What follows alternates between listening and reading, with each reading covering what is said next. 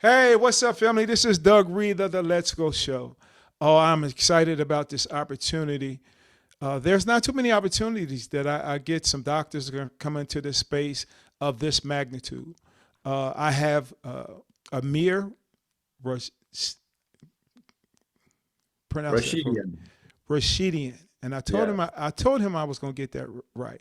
But Amir is a chiropractor down in Maryland, and he wants to come on the show and tell a little bit about some things he's been through, and then actually to share his voice and making a better community. So, Amir, how are you doing? I'm doing great. I'm happy to be here with you. Yeah, and we appreciate it. You actually coming in, and I say it all the time. We're just gonna go right into it. Um, tell me a little bit about yourself. Tell me about your past. All right. And feel free to stop me if you have questions. But I was born in Iran in 1974. So when I was born, Iran was a different country. This is before the revolution. I do remember the revolution, 1979. I was 5 years old. There was fighting in the streets, batons flying, tear gas, all kinds of stuff. And our world changed. The country went from prosperous country where we were living a pretty good life to the Islamic Republic of Iran. And I think there was a lot of misunderstandings by people how things were going to go. But the biggest thing that happened next was there was the war. Saddam Hussein in Iraq decided that we didn't have an organized military or an organized government, so they wanted to attack and take some of the oil-rich land from Iran, and then the bombings started. And I know you've been in a bombing. You know what it's like. I was, we lived up north by the Caspian Sea, so no fighter planes came out that way. Mhm. It was more like a vacation area. But there was a time when I was in Tehran, and they told us to make sure you sleep with the radio on, because if the planes were coming over, the air raid siren was blasted through the radio. So the radio was on, the volume was up, but there was no sound, no programming, it's silent. But then a little after midnight, the siren came through the radio, and we jumped up out of bed, ran out the door, ran down the hallway, down the stairs to the basement where everybody else was waiting. We heard the roar of the plane overhead, and then we heard the whistle of the bomb that had just been dropped. And Wow. I don't know if your experience was similar to this, but that whistle gets louder and louder as the bomb is getting closer and closer, and you can't tell where it is because it's too high pitched. It could be right over your head, it could be a block away. And Yeah. we heard the explosion, and the walls shook, the lights flickered, and we realized we were okay, but Yeah. someone else had just been hurt. Let me ask you, because like you said, a lot of things happen. Uh, coming up, up to age 5, and whatever you can recall, just up until that age. I imagine just a young baby, a Mhm. little toddler, just enjoying family, and then there's a shift with that invasion. Like, what were some of your thoughts as this was coming on that you can remember? Yeah. I mean, I remember it really well. For one, before the revolution, if you were traveling, and my father would take us to Europe because Iran's close to Europe. Mm-hmm. It's a couple-hour flight, and then you're in Europe. The furthest place is England, which was like 5 hours for 4 hour flight. So we'd go to Europe and spend a month in Europe every summer, just traveling, enjoying life. We had a beach house, we had our home. Uh, things were really good. And what's interesting is if you showed up in Europe with a passport with an Iran emblem on it, which was very different than it is now, they treated you like royalty. They Wow. would move you to the front of the line. They gave you special treatment. They thought you were wealthy. They thought you probably owned oil wells, and it was great. We were like celebrities. But then after the revolution, everything changed. They were like, "Oh, Iran's a terrorist country," and so on. So, but being 5 years old, we were in the car, and we came around the corner in a street in the city where we lived up north, and all of a sudden it was gridlock, and there was fighting all over the place. And being five, I'm thinking this is just like those action movies. Mm. This is going to be great. I'm a kid. I don't know that people are getting hurt and they're fighting and why they're fighting or any of that. And dad said, I was in the back seat of our family's Datsun. Datsun is now called Nissan. I For those remember of you those who are days. old enough. So dad said, get down and don't look. And I got down, I listened, but I could hear mom and dad going, oh my gosh, wow, look at that. Oh no. And how do we get out of here? And I thought, I'm missing all the action. I need to look. And I peeked over the edge, looked out the side of the car, the window. First thing I see, this guy in a white shirt, gray pants, dress shoes, and he's got a knife stuck in his chest. Mm. And there's blood. And he's stumbling forward, and he's got his hands in the air, and he's yelling some kind of prayer or something. Mm. And he started to fall forward. And I went back down. I never looked out again. Wow. And, yeah, so all of a sudden it got real. Yeah. And you know, revolutions are terrible. Yeah. They're bloody, they're painful, they're ugly. Yeah. Let me ask you because I heard you said a couple of times, talking about your family. Tell me more about your dad. This is interesting. Dad was 51 when I was born. So he started out, he went to medical school in the 1940s. He was born in 1923. In the 40s, he went to medical school. He graduated second in his class and decided it wasn't for him. Back then, medical school, you didn't go to college and then medical school. You went straight from high school to medical school. So what happened was you had to promise to serve the government for 2 years before you got your license to practice medicine. And because he graduated second in his class, he wanted to go to a certain village to serve. The person who graduated first took that village, and so he decided he didn't want to do it anymore, and so he went into business. So but he was our family doctor because he just understood stuff. And Iran is kind of different. You can kind of go to a pharmacy and ask for drugs. You don't need a prescription sometimes, and the Yeah. pharmacist just give it to you. But yeah, he went into business. He started a construction company. It became really big. He built a bunch of hospitals, government buildings, schools. It got big, and he divided into, I think it ended up at one point, it was the second or third largest construction company in Iran. And then he's Wow. divided into 5 separate companies, sold them all, and kept a few of the buildings. So he had a couple of apartment buildings and a couple of government agency buildings, and he would just collect rent. So by the time I was born, he was pretty close to retirement. A couple of years Mm. later, he retired. But he used to always tell me, because now think about this, I'm 48. I'll be 49 in a few months. So 49 years ago, 51 was considered old. Mm-hmm. And so he kept telling me, he said, I would say, I'm going to die soon. And this is why I remember so much from my childhood. He'd say, I'm going to die soon. I'm not going to be around too long. So I need to teach you as much as I can. So I'm 3 years old, sitting at the dining room table with dad. He's showing me his profit and loss statements of his business, talking about balance sheets and cost of labor and cost of goods and how you need to manage things. Wow. I got a crash course on business at age 3, and that was until I was 37 years old. He lived to be 88. Wow. And if I can share another story about Dad, Absolutely. he used to take me to these villages to visit. We were doing fairly well, and after the revolution, we lost a lot. So we were considered low middle class, but before that, we were doing amazing. We had 2 homes and so on. So dad would go to these villages and visit these villages, and he would take money with him. And sometimes he would have his construction crew run power lines and plumbing to these villages pro bono, just to help them out.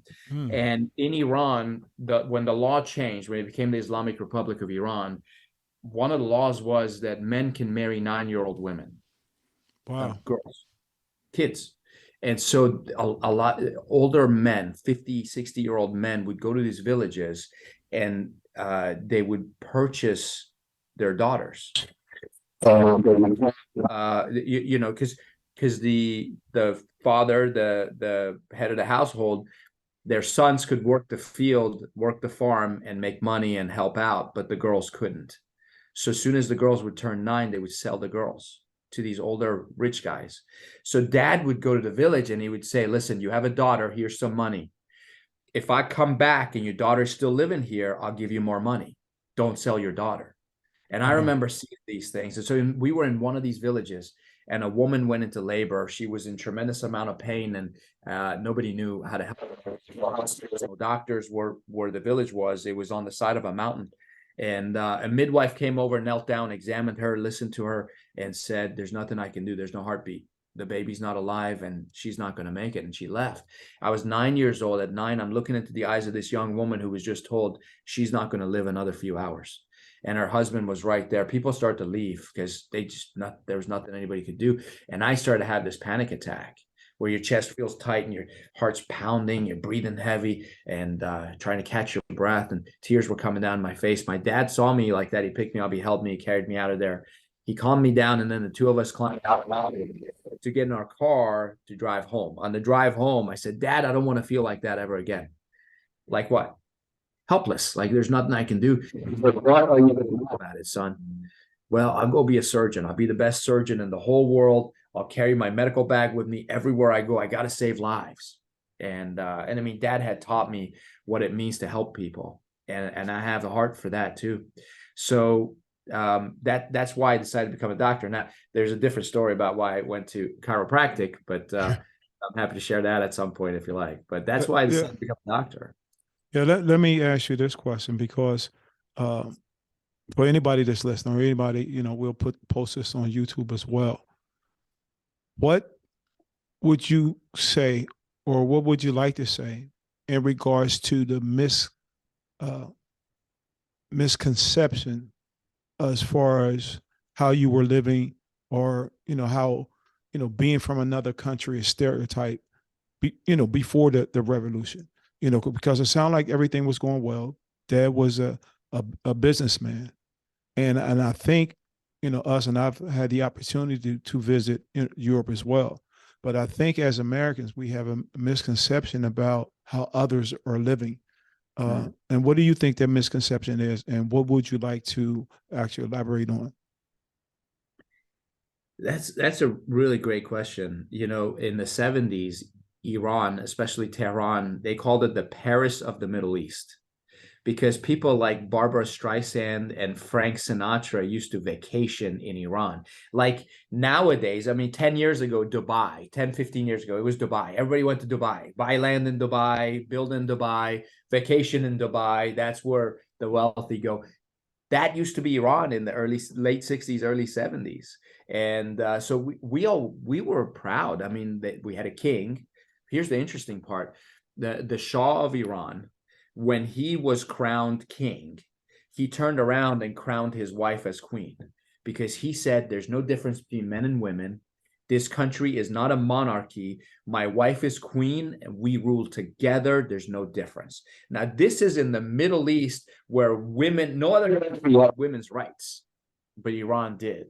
So I don't know if people understand that. That's probably some of the misconceptions. Iran was very, very powerful.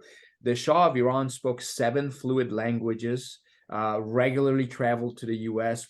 There's interviews right now you can probably pull up on YouTube. Just put Shah of Iran interview. He sounded extremely intelligent. And now another thing people may not know is Iran is the only non-Arab Middle Eastern country. So every country in Iran is of Arab ancestry. Iran is Aryan. We're more related ancestrally to the Eastern Europeans. Wow. So there is this tension between Arabs and Iranians in Iran as well. And then from a religious standpoint, Iran is a Shiite Muslim country. The other Arab countries are Sunni, which is a different sect or different denomination of Islam. And so they have different beliefs that way also. Wow. So things have actually transpired. Uh, Living well initially. Dad's a businessman, but then we have this revolution, and now things are changing. And I imagine Dad wants to find another way, or find some way, to take care of his family. What does Dad do? What transpires? Well, originally we weren't thinking about leaving the country, but then when the war started, they started to kind of like the draft during Vietnam. They started to recruit kids. and they were taking kids as young as 14 years old to the front lines, giving them guns. They would go into these villages and take the kids, and when they would run out, they start to go other places too. And in Iran, every male has to serve the military for 21 months when they graduate high school. That's the law. Unless you get accepted into a college that or university, then you finish your 4 years. Then you still have to go serve for 21 months, but you go in as an officer, so it's different. Every male has to serve in the military, but they were starting to take them younger and younger. So, and dad didn't want me to go to war. And here's what they were doing with these kids. They would give them a key, hang it around their neck, and said, this is the key to heaven. If you die in this war, you go straight to heaven. And it doesn't matter, nothing else matters. And you should go die. Now, when Iraqi soldiers would come in, they would get pushed back because Iran ended up doing a decent job of defending, kind of like Ukraine is doing right now. Mm-hmm. And when the Iraqi soldiers would get pushed back, they would leave minefields. And originally, but my uncle was in the Air Force, but he had to serve in the front lines with the Army for 6 months. And so he said originally they formed 2 rows of people up to that minefield, and they'd get a donkey and they'd slap this donkey and get it to run. But this donkey would run as fast as it could and then suddenly come to a stop at the edge of the minefield like it knew. They tried to get dogs to run out on the minefields. They wouldn't do it. Horses wouldn't do it. They knew they would not go. So then they got these kids, 14-year-olds.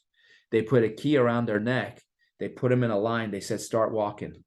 And the soldiers would walk behind them. And one by one, the mines would explode and these kids would get killed. So knowing this, dad said, I'm not keeping my kid and I'm not keeping my family in this country. We're going to leave. And it took a long time. We had, because there was the hostage crisis was in 1979. And so the U.S. embassy left Iran. There was no U.S. embassy to get a visa. So we had to go to other countries to go to a U.S. embassy to apply for a visa to leave Iran. And we got rejected several years in a row, 4 years. Each year we'd go to about 4 or 5 different countries, apply for a visa to go to US, and we couldn't. And finally we did. 1985, we showed up in Los Angeles, and it was my mother and I. Dad had to drop us off and leave. Wow. And all the scary stuff that I went through, and there's more if you want stories about shooting in the streets and so on, but the scariest thing for me, I think, was landing in Los Angeles, not knowing a word of English, just my mother and I, without a home. That was the scariest time of my life. And I was 11 years old. Wow. So a lot, I mean, you've actually, within this, I would say within this time period, 6 years, you went from being a kid to a man. And I say that from the experiences that you encountered, which, mentally had to have an effect on you. But then there was a sense of determination and perseverance as well. So coming into Los Angeles, and I got to go back because I'm still, and it's just me not knowing, what the laws were, a grown man marrying a 9-year-old girl. I just can't visualize that. How did that feel? Like let's say you being 9 years old and you know this young lady that's getting ready to marry a 50, 60-year-old man. What were those thoughts? I mean, we knew it was wrong. We knew it was wrong. I mean, different. I just thought there were good people in the world, and there's some not so good people in the world, and try to be one of the good guys and help as many people as you can. Yeah, and I guess that kind of leads to your compassion and empathy as a person, because now, you talk about coming into Los Angeles. Was it Los Angeles, Las Vegas? Los Angeles. Los Angeles. And I've been to Los Angeles, and even for me going to Los Angeles, I've never been there before. The city is humongous. Yeah. but you and your mom didn't have anything. How did y'all survive? So the airlines lost one of our suitcases. So we originally left with 3 suitcases. We landed with 2 suitcases. So we have even left. Leave it on. You weren't allowed to take money. You could only have up to $500 for a family. So we showed up $500 of cash, 2 suitcases. So half my clothes are gone. And then the family that said you can stay with us for a while, when we showed up, they said, no, I can't keep you here. So originally it was a family in a different town, and they said no, but there's a lot of Iranians in Los Angeles. Why don't you go there? So we show up in Los Angeles, and we basically we lived like homeless people. We jumped from house to house. One of the homes we stayed at knew my dad. They had done business together in Iran, and he said, yeah, come stay here. The first night we're there, his teenage son comes in with a bat. We're sleeping, and he starts breaking things. He was having some emotional meltdown of some sort. So we left and then went to another house. Eventually we ended up in a apartment with another lady. This lady had 3 kids, and my mom and I lived in one bedroom, and her 3 kids lived in the other bedroom, and we shared the living room and the kitchen. And we were there for a year and a half while I went to school. This was a small town called Thousand Oaks, north of Los Angeles. So now we're talking about, education. We're talking about school. Out of all this aftermath, everything that goes on now, based on what Dad was as far as a businessman. What was going through your thoughts as far as what am I going to do as far as a career, or what were you actually majoring in school? So undergrad, I went to George Washington. I majored in, and the reason was because I have severe dyslexia. I did not know that I have dyslexia. So I never finished the standardized test. I hardly ever finished any test. And if you asked me to read out loud, I read very slow and sounded like I was, not smart. And so kids would laugh at me and so on. And then learning English, it was that. So I thought to become a doctor, you have to major in biology of some sort. But biology, you had to do chemistry. It was formulas. You could understand the formulas, learn it. I have a math brain. I understand those things. So that's why I picked chemistry. Ended up being pretty good. I had a pretty good, GPA, and was doing pretty good. But then one Christmas break, I was a sophomore. I went home for Christmas break, and we were living in we were not in Los Angeles anymore. We were living on the East Coast in Gaithersburg, Maryland, in a small townhouse. And I went home for Christmas break. Dad had this big, thick white neck brace on, and he was, you could tell he was on some heavy painkillers because he just didn't seem like himself.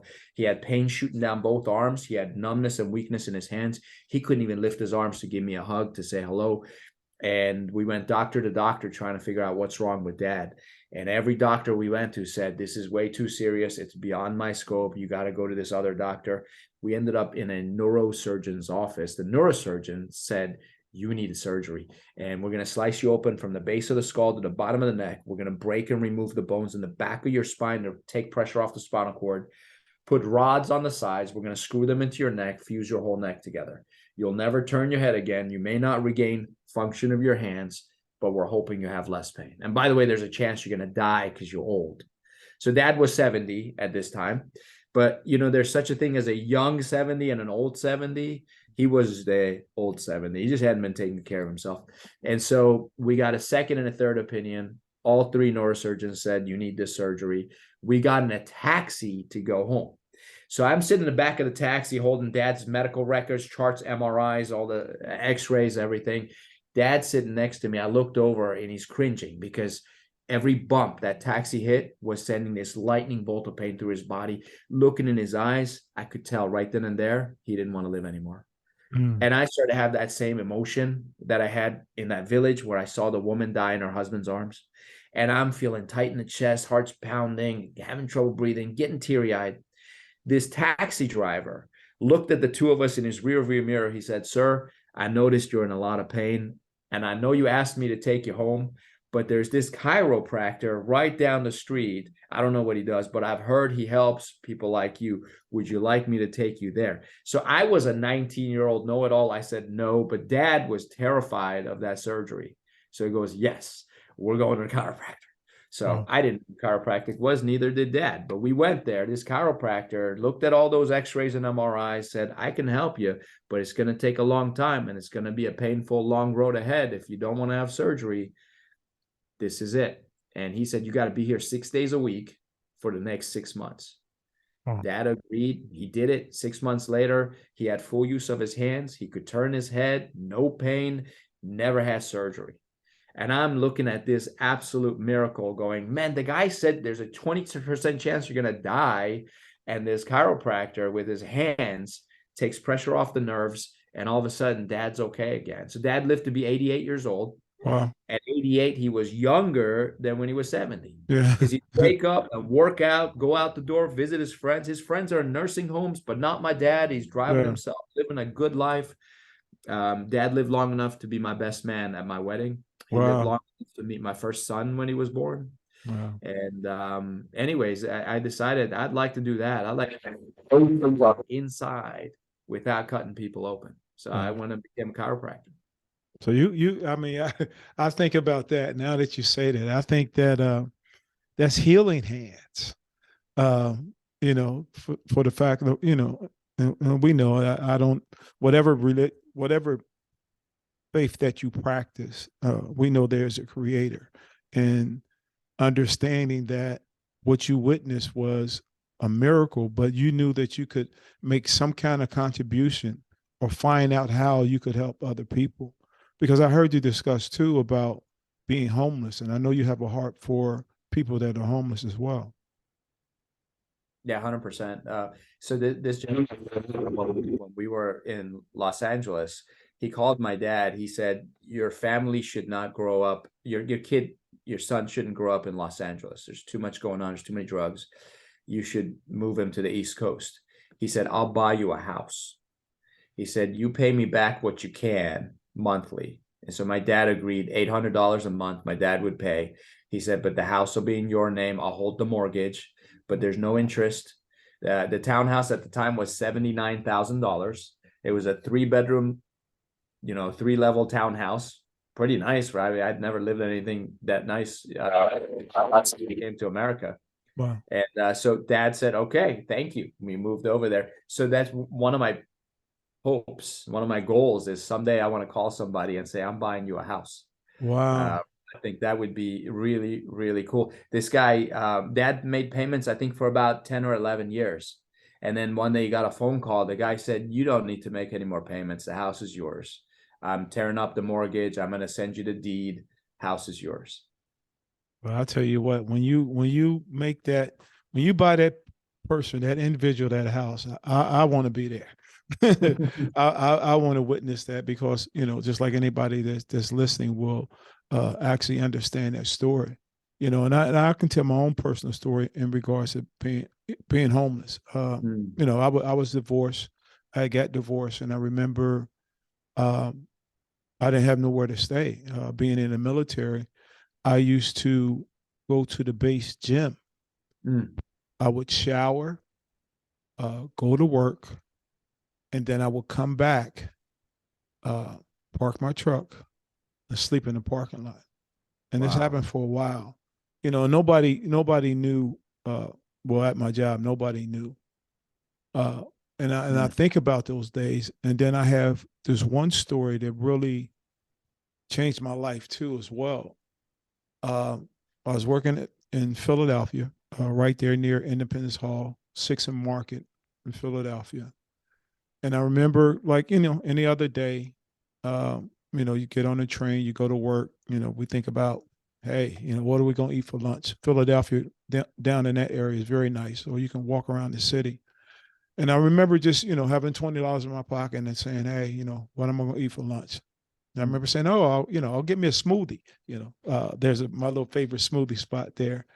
And I remember coming up the escalator, going through one of the throwaways, and I remember crossing the street, on Market Street from the federal courthouse to, there's a Dunkin' Donuts right there on the corner. I think that's 7th and Market.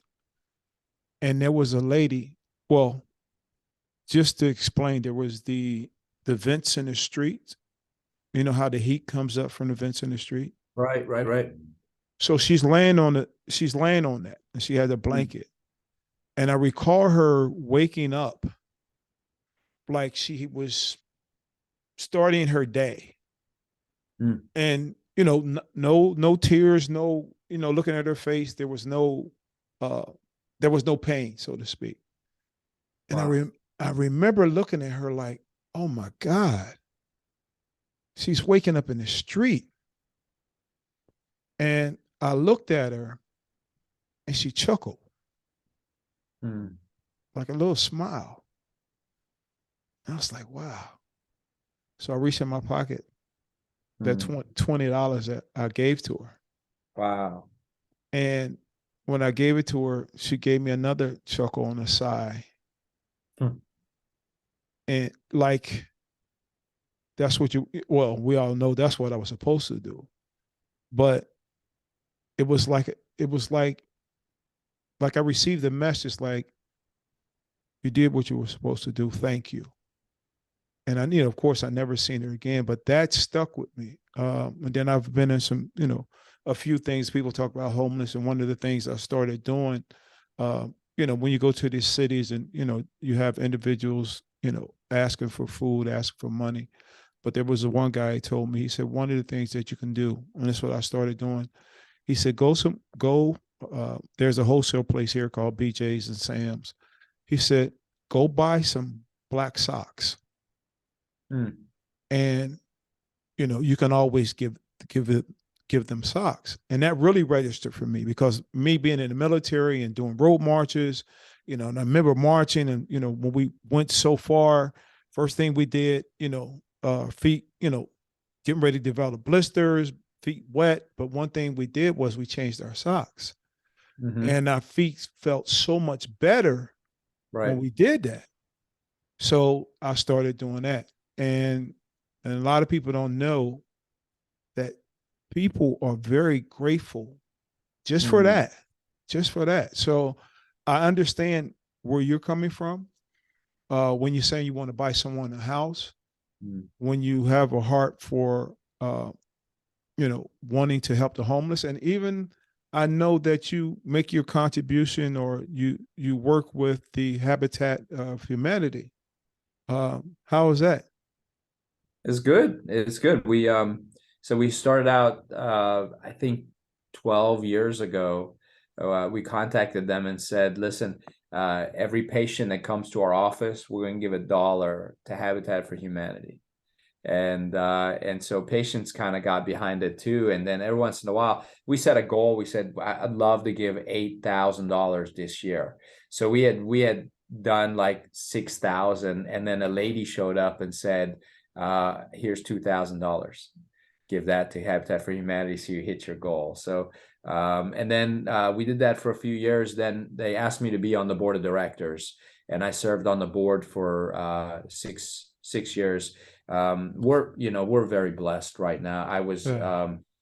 they when the Habitat needed a truck a few years ago, and I was like, hey, if you let me advertise on the side of the truck, I'll buy the truck.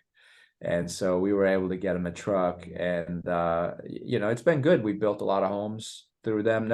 My 6-year term ended, so my wife is now on the board of directors. So, Okay. uh, we still have our hands in there, but it's really good. Such a great organization because they use volunteers to build the homes. Yep. A lot of the material gets donated to them, and then when the homes are built, they don't give it as a gift to the person who needs it. They let them buy it, kind of like what this guy did with my dad. Said they say, okay, low payments, low interest, very no down payment, real easy, move in condition. We'll even get furniture donated for you. Wow. So yeah, so we I think our branch, our city's Habitat builds probably 2-3 homes every year. But we just got into doing multi-unit properties as well. So there's one coming out. I think it's going to have 6 units, so 6 families will be blessed by that. Wow. It's very exciting. So tell me a little bit more about what you're doing now as far as chiropractic. I'll go back too because there are some misconceptions about chiropractors. First, tackle that question first. What are the misconceptions that people have, and then what are the truths around it? Okay. So the biggest misconception is that chiropractic is for back pain and neck pain. The original textbook on chiropractic never mentions back pain or neck pain one time. It's all about now, chiropractic has changed because insurance companies got involved, regulations, rules. We have to call you guys something. So we became back doctors, but that was not the case originally. So the way I practice, we practice traditional chiropractic. And it's based on the premise that the human body is self-healing, self-regulating. What that means, now I can't prove this, right? Just like, so philosophically speaking, I believe the human body knows how to regulate itself, because if you need an enzyme, you produce it. If you need a hormone, you produce it. You need to detoxify something, your liver will kick into action and detoxify something.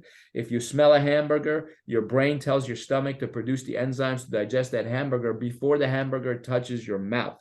Everything is controlled by the brain through the nerves of the body. And so the premise is, if the body is self-healing, self-regulating, and second part is, if everything's controlled by your brain through the spinal cord and all the nerves that come out of the spinal cord, then any interference in the nervous system will ultimately affect your body's ability to regulate itself. And so that's where disease comes from. The job of the chiropractor is to find interference in the system of nerves and remove that interference, restore law and order to the body. That's chiropractic. That's how it was. Now in the 80s, Blue Cross Blue Shield, I think, was the first one to accept chiropractic and start paying for it.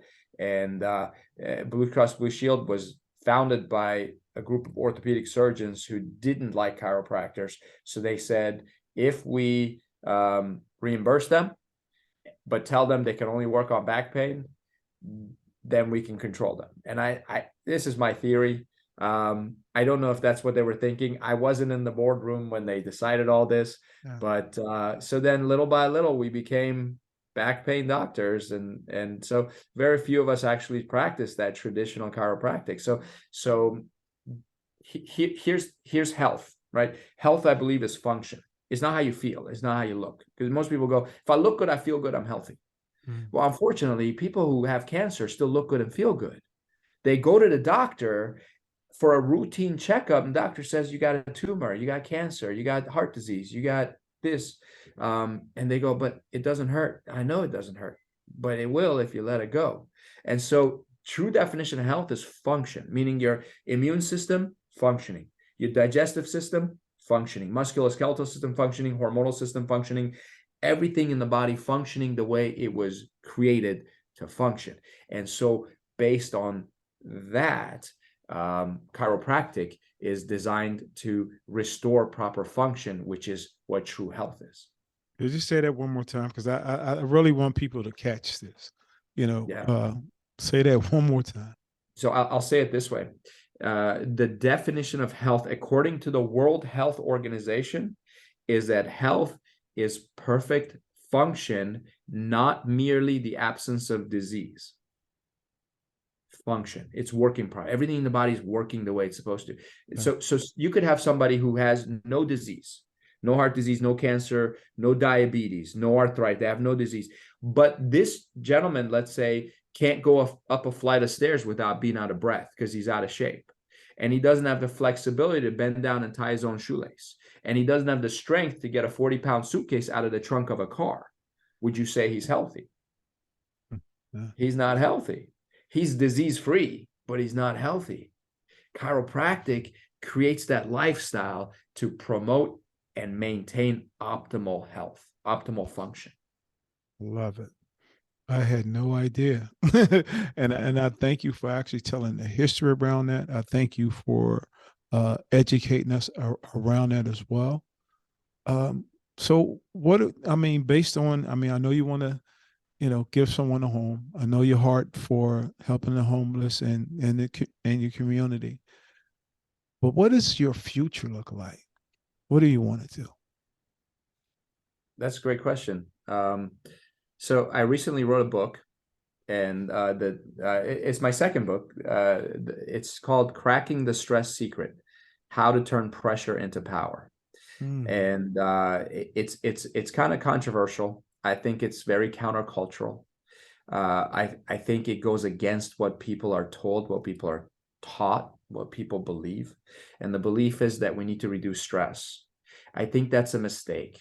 Too many people are focused on reducing stress in their life.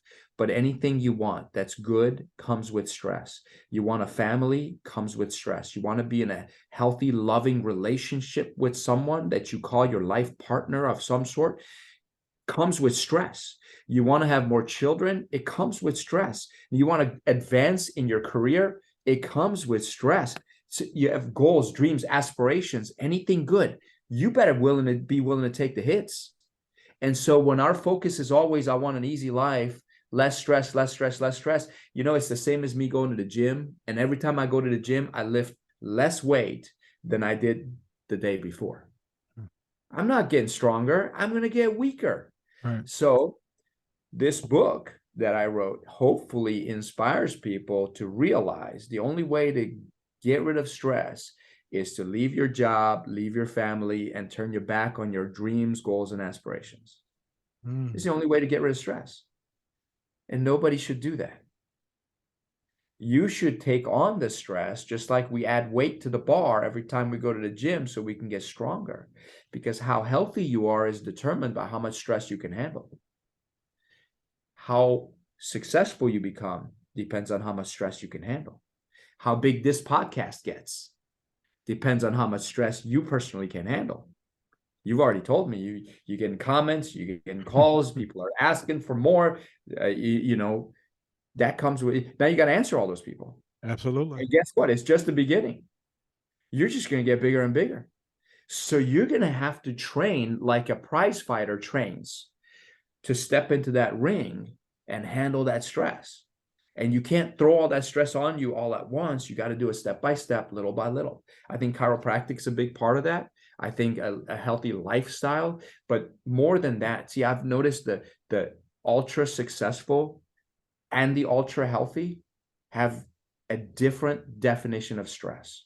They have a different relationship with stress, and never do they try to reduce stress in their life. That's not what they do. They manage it. Yeah. And they adapt. They Yes. bring in some stress, they adapt, they get bigger, they get stronger. Then they bring in more stress. Yeah. There's one thing I see in the military that always stuck with me. I actually got it from Germany. It was adapt, adjust, and overcome. That stuck to me. And now and I understand now you're talking about stress because for us to be stress free, that means we're not doing anything. Right. I mean, Right. So I told you, you I'm retired. I could be retired and be stress free. I don't have to do anything. I can sit here. I mean, and people talk about it. They talk about people that retire. They don't do anything and they don't live. mm-mm. So not that they're stressed out, but their Yeah, bodies are not functioning the way they should be. exactly. That makes a Exactly. whole lot of sense. They remove the demand from their body. So it doesn't need to do anything. So it gets weaker and weaker. So you ask me, what's my future? My future is I got to get that out there. I got Mm, to, because we've gotten kind of soft.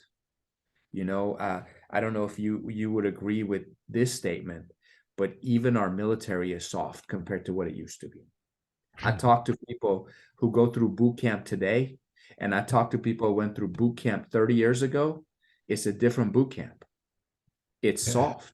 yeah. You We you now you you want me to tell you some old military story?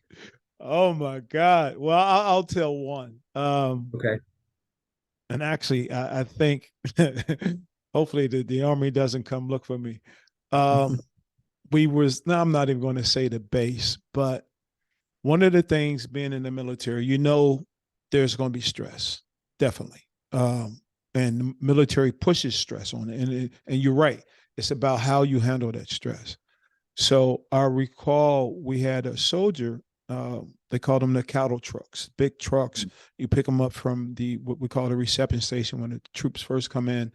They come to our barracks, and we got to get them off the truck. So I recall being on the truck and in my drill sergeant hat, real calm, didn't say anything. Now the Mhm. soldiers know that, look, this guy is somebody, like he's a drill sergeant, he's not saying anything. That's So, right. so soon as we open the doors, that's when I get to yelling. I get to yelling, I get to kicking. And when I say kicking, they got duffel bags. I'm kicking them to the ground. Just total torture. Uh, and we had one kid. Well, one thing we did, we took him at the top of our barracks had 3 floors. We take all the troops up to the top floor, and we put them in a room. We put 5-gallon buckets close to the room, and we have physical training. So physical training, get up, get down, exercise. So they're at a point. You talking about stress? They're actually falling out. So when they fall out, you take the 5-gallon bucket and you toss the water on them. Snaps Wow. them, snaps them right out. But we had this one kid. Uh, when we got finished, we were getting ready to go to what we call a chow. We're getting ready to go to lunch, and he breaks the ranks and just kind of wobbles. And of course, us being drill sergeants, we holler at him, yo, private, get back in there, XYZ, XYZ. So then we get him to the mess hall. They're getting ready to eat. So the same soldier takes a glass of water and just dumps it on top of his head. Same thing. We're like, what the heck is going on? So, of course, the only thing we do is holler, we scream at him, hey. So now we're getting ready to leave, and I'll never forget it. He's standing there again, but he breaks the rank. And I remember going to a friend of mine, another fellow drill sergeant. I said, look, something's wrong with this guy. Like, we done anything, and I get it. Something's wrong. And he said, Reed, look at him. And I said, what? He said, doesn't he look real pale? Hmm. I was like, yeah. He said he might be having heat stroke. And we end up somehow, I don't recall what happened, but he ended up going to the hospital with 103 temperature. Wow. And when you say that, of course, that's the extreme of Sure. what we did. But of course, some things change around how, but the basic training, how you train them. But going back, I will say that things had changed, because then, even after that, I think years later, they came up with stress cards. Mm. If they felt stressed, they would put up a card, and the drill sergeant couldn't, uh, lack of better words, couldn't discipline them. So in those situations, especially now, we're preparing for war. You're training a soldier for war. He has to learn how to manage their stress. You talked about, the bombing. You talk about those things you heard. Like, when you hear those types of things, you can't just get up and run, fear or getting hit by a bomb, or fear of actually getting shot because somebody's laying in their back waiting for somebody to pop up. So you had to manage that stress. The managing that stress was, I have to calm down. I have to stay here until it's clear. So I do agree with you. I don't know what the policies are now, Right. but I think even for me, I've been involved with mental health. Uh, More for me, it's the mental health awareness. Understanding our feelings. But then I think there's a shift too, because I think we've shifted so much in understanding our feelings that everybody takes that now. And of course, there's a lot of pressures, but now everybody's pulling the mental health card. And you have to be careful, because now what you're doing is you're pulling the mental health card, you're taking away your peace, you're taking away your stressors. And then, of course, now you're inviting the disease in, you're inviting Right. the diabetes in, you're inviting the obesity in. So I thank you for actually sharing that. Yeah. I do want to give props and respect to the Marines, the Navy SEALs, the Army Rangers. When we say this, we're not talking about you. Those guys Absolutely. are different. I got to go. We had a gunnery sergeant who was in the Marines, and he took me, and he said he let me be a Marine for a day.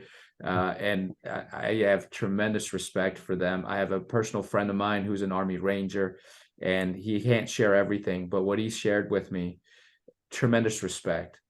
Those guys are head and shoulders above anything and anyone you could ever imagine. Their training is solid, and they go through pure heck before they even go on a mission. Those guys, you can't hurt them. They are tough as nails. They're solid. So that what we're talking about is we're talking about the regular boot camps, not those guys. Yeah, I mean, we definitely and not to throw, as they say, throw shade on the training, because the course of training has actually changed in a lot of different ways. I mean, the wars have changed, the fighting has actually changed. So, True. so of course, the military, the government are actually making those provisions to make sure the soldiers are trained properly. We do not at all want to discredit the training that's actually going down to make more effective soldiers in winning any kind of battle that they're faced with. Right. Yeah. And we are grateful for your service, for all of their service too, because they are giving up their life. They are serving the rest of us, the freedom that we have. I do believe America is the best country in the world. I've been to so many. Mm. I've lived in other places. I Most of us don't know how good we have it. And one thing I would actually change is I wish our VA system did a better job of taking care of our veterans, because so I'm not a fan of Iran anymore. That's not my country. It's where I came from. But even today, if you served in the military, not that everyone has to, but if you actually enlisted and served, they give you a home when you retire, and they pay every bill for you. So, anyways, I think U.S. should do a little better job of taking care of the veterans. I totally agree. And and I thank you for actually coming in. Now, a lot of what you shared definitely was heartfelt. I mean, for you to actually, even as you, and I know you're actually going to be traveling across the country, well, and I'll say across the world, and telling your story to impact others. Mm. Um, but I wanted to do one more thing. I mean, I didn't know if Sure. you wanted to add some more things before we do what I call the Let's Go Challenge. But if you wanted to add some more to it before we do that, and I definitely don't, I want to make sure I didn't leave anything out in regards to your story. I appreciate it. I mean, my mission is to get the word out. So if anyone's interested in purchasing my book, it's available at every bookstore and on Amazon. You can just search for my name or Cracking the Stress Secret, and I'd greatly appreciate that. But we definitely thank you that, and I'm going to, I'll come up with a couple words, and you tell me the first thing that comes to your mind, um, and we're gonna go at it. You ready? Yes, sir. We'll start with something. Iran, History, freedom, necessary, people, um, loved, network, relationships, priority, number one, foundation, faith, help,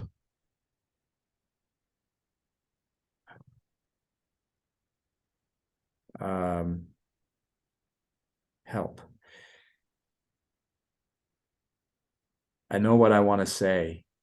I'm trying to find the word. you don't have Uh, to say what's on your mind. helping is selfish. helping others benefits you more than anybody else. Mm, wow. And I got to draw back on that one too, because one of the things, and I think it goes for both of us. And I always tell this story. It always comes back. I'm not sure if you're familiar with Robin Williams, the comedian, the actor. Absolutely. I was fortunate to be on a panel with his son, Zach. Wow. And Zach made this statement while we were on this panel.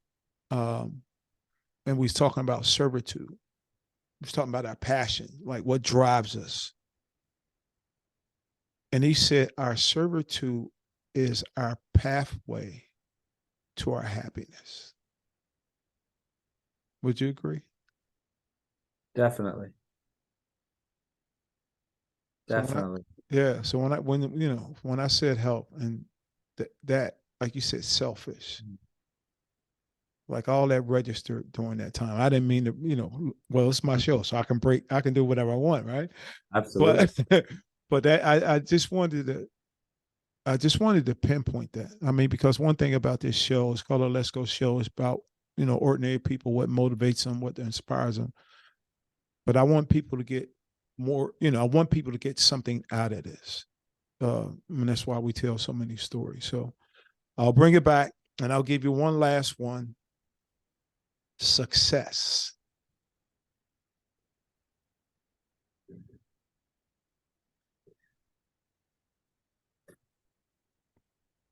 Happiness. And ultimately, if you're happy, you're successful. You said it. Well, sir, this has been a Let's Go show with Amir, doctor. Appreciate you coming on, and once again, so inspired by your story, so inspired about the work that you are doing, so inspired about your plans for the future. So we're going to actually end this show, and what we say is, let's go, baby. Peace. I'm out.